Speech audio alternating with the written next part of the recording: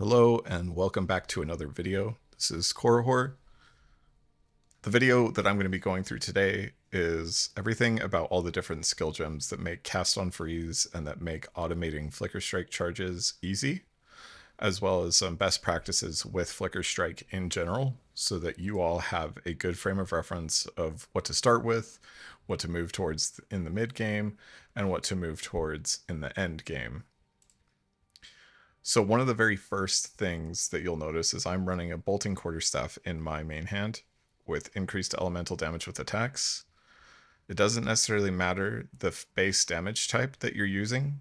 The core of an endgame staff is going to be high critical hit chance, high increased elemental damage with attacks, because our build doesn't invest into any elemental damage with attacks in the tree. So this is just a flat increased bucket that we're not getting from elsewhere.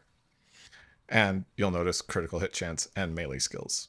So that's the first thing I want to talk about with Flicker when you're looking at rare staves, is you want the DPS to, of course, be respectable, like 300 plus, but you're really looking for the highest level of melee skills, the highest critical hit chance that you can get, and the highest increased elemental damage with attacks that you can get as the staves that you're looking for. And the reason why is if I open up the tooltip, and I'll just use Falling Thunder as an example, I have 63.41. When I put Pinpoint Critical into Falling Thunder, at 62.5%, that's the breakpoint for Pinpoint Critical to give us a 100% crit chance. I'm guaranteeing a crit. So instead of every 2 out of 3 flickers, a little less than that, every single flicker is going to crit, and we don't have to worry about it being inconsistent. Ambush is very inconsistent because a lot of times charge staff will take the first hit. So that's the very first thing that we want to note is the critical hit chance. So if I yoink Pinpoint Critical from my little demonstration box here and I slot that in instead of Ambush, we'll see that our critical damage bonus does go down a little bit, but we're still at 391. What 391 translates to is 100% critical damage bonus doubles your damage, 200 triples, 300 quadruples, 400 quintuples, so on and so forth. So this is 4.91 Xing your damage when you're doing this. And when we have 100% critical hit chance, we can take to the bank that we're going to do 4.91 times more damage than we would otherwise do if we don't have crit cap on Flicker, and that's why it is so massively important to be crit capped. And then once you're crit capped, then you know, hey, I can just focus on getting added damage elsewhere. I can get attack on rings, I can get critical damage bonus in tree, I can get flat attack damage in tree. So that's one of the very most important things with Flicker. And that's really the main thing that I wanted to talk about with getting crit capped. And that's another reason why that we generally run Collapsing Horizon as our initial quarterstaff. You can get this at level 65. It has the highest critical hit chance of any quarterstaff in the game, and it enables us to get critical hit capped very quickly as soon as level 65, and then all of our points after level 65 can be focused on critical damage bonus, it can be focused on damage with attacks, it can be focused on jewels. So this staff will serve you through Tier 4 King in the Mists, Tier 3 Zesht, and Tier 2 or Tier 3 Arbiter. You don't need to upgrade this staff. You'll want to upgrade everything else around this staff until you can invest into a mid to late game staff that looks very similar to this. This staff is worth at least 600 divines, so I'm not expecting you to spend 600 divines, but if you can find a budget option for 50 to 100 divines, that's when you can expect to upgrade from Collapsing Horizon. It's still my opinion that Collapsing Horizon may still be the best quarterstaff for mapping in the game. This is just a reminder of the kind of different gear sets that we use. I'm saying Edziri's Acuity is almost required for the build because I love the Leech and it's excellent and it gives us huge critical hit chance, again giving us more opportunity to swap it out in the tree. The reason for an unset ring is Hypothermia, and I'll explain where we use Hypothermia and why we use Hypothermia. So in Flicker Strike, the slots that I'm using pretty much 100% of the time is Pinpoint Critical, Momentum, Hit and Run, and Concentrated Effect. Those are like my 99% of the time I'm running those for. And then on bosses, we run Embitter. In maps, we run Close Combat. And the reason that we run it Embitter on bosses is because we want to transition Infernal Cry to cold damage, and we want to transition all of our chaos damage that we pick up from flames to cold damage. And the reason why is because in our second weapon set, we are taking huge curse magnitude. Everywhere that we can get curse magnitude, we are getting curse magnitude. And because we have that much curse magnitude, it ends up at 57% magnitude. Plus, if we look at charge staff, cold exposure, and the reason we're transitioning everything to cold is because it's the easiest to apply. Because cold exposure only needs to critically hit. It doesn't need to shock. It doesn't need to ignite. And then we run strip away for 20% increased effect. So 20% increased effect on 20% is 24. Then we have 5% from exposed to the cosmos. So it would be 25% increased by 20%, which is 30%. 30% plus 57% is 87%. So essentially our curse and exposure is giving us a 12% more damage multiplier on Embitter that we have in the stash. And that means we're also penetrating all of that. So we don't have to run something like a Beacon of Azus or something like that. And most of our damage is cold.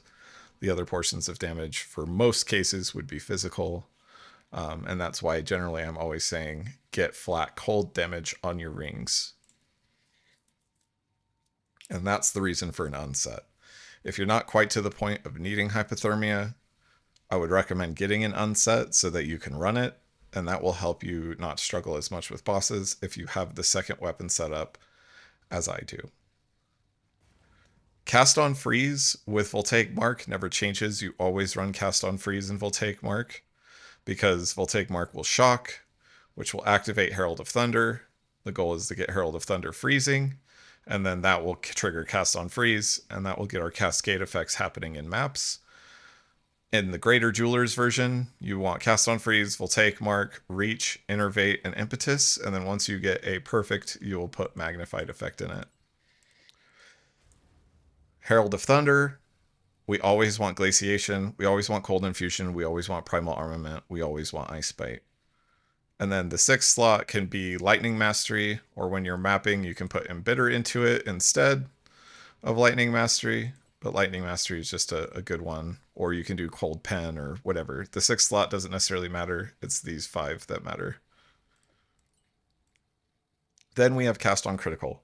Why do I run Cast on Critical to get and use 80 Spirit? I only run Cast on Critical for boss quality of life.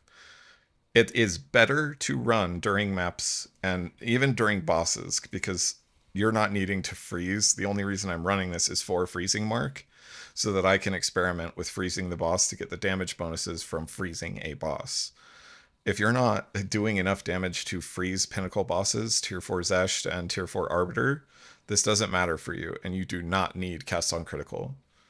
Cast on Critical is a good alternative to Cast on Freeze if you're not 100% freezing, but you have a 100% crit chance. But a better alternative would be Reaper's Invocation, and that's why I've included it in today's video. If you're not freezing, that you're not consistently popping Voltaic Mark, and you're not consistently casting Cast on Freeze with your Profane Ritual, before you get the Spirit for Cast on Crit, or before you're continually freezing, you can use Reaper's Invocation, and this is the absolute, bar none, best way to generate energy for triggered spells. The only downside of Reaper's Invocation is that it's not automated. So if we put it into our skill sets here, I have to hold down whatever button that I map Reaper's Invocation to, but that's all you have to do. So you click your flicker, you hold Q or E or R or wherever you end up mapping it, and then as long as you're doing that, then it'll constantly be pulling charges back to you, and all you need to do is kill enemies for this to happen. You don't need to do anything else. You don't need to crit, you don't need to freeze. Reaper's Invocation will just give you charges back on Profane Ritual. Cast on Freeze just automates it. Cast on Crit automates it. And the only reason you do not need 80 extra spirit on your gear unless you are actively freezing the bosses, or if you want to slot in Sniper's Mark, or if you want to slot in something else here, that's the only reason you run Cast on Critical, is a minor quality of life on bosses. If you don't need the minor quality of life on bosses and you're not like at the 99th percentile of this build wanting to min-max absolutely everything, then you just do cast on freeze or Reaper's Invocation. So this was a TED Talk style version. Again, start with Collapsing Horizon, upgrade everything else around it. Adziri's Acuity is what you're going to use forever. The best enchant on Adziri's Acuity is +1 level of melee skills. These are very expensive and very rare, so a good best practice is to try to corrupt them yourselves. It's right in a 5% chance to get it, or you can just straight up buy it. It doesn't matter, but it's expensive path either way for the melee skills. Unset Ring for Hypothermia to solve resistances, and when you do that, you slot Embitter in on Pinnacle bosses, and then you need to make sure in your second weapon set you are taking Curse Magnitude. And that's another important thing to note, is that on Hypothermia, we set it up to only be casted on our second weapon set. And I don't have I'm in my stash, so it's not letting me open this up. It's because I'm not on my second weapon set. It's not letting me transfer, but it's only active on my second weapon set. And speaking of second weapon set, I get this question asked a lot too. The wand I'm running is just spell skills and cast speed so that I can manually cast Profane Ritual faster. Spell skills to boost up Hypothermia so that it has higher minus res. And then on the Scepter, it's increased spirit and level of minion skills for sacrifice to be a higher level, so that the downside of minions revives more slowly is lower because we have that. So get crit capped. Use the sockets I recommend on Herald of Thunder and Cast on Freeze. You do not need Cast on Critical unless you want it for boss utility. You want to run Cast on Freeze or you want to run Reaper's Invocation. Cast on Critical is not necessary. So don't waste your money on spending for a really big spirit chest or a really big spirit amulet. You can just have a singular amulet with 50 spirit or a singular chest with 50 spirit, or mix and match 30 spirit here, 30 spirit here. You do not need to run Cast on Critical. Thanks for coming to the Flicker Strike TED Talk. I have an announcement that I'll be doing on my next video, but I will also be announcing it in tonight's live stream after this video goes live.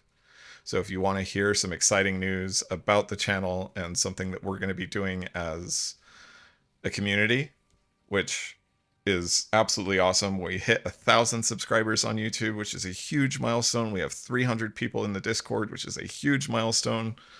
So tonight I'll be announcing something on stream. If you're not wanting to hop in the stream tonight, don't worry. I'll be announcing it in my next video. And I look forward to seeing all you wonderful people in the next video. Have a great day.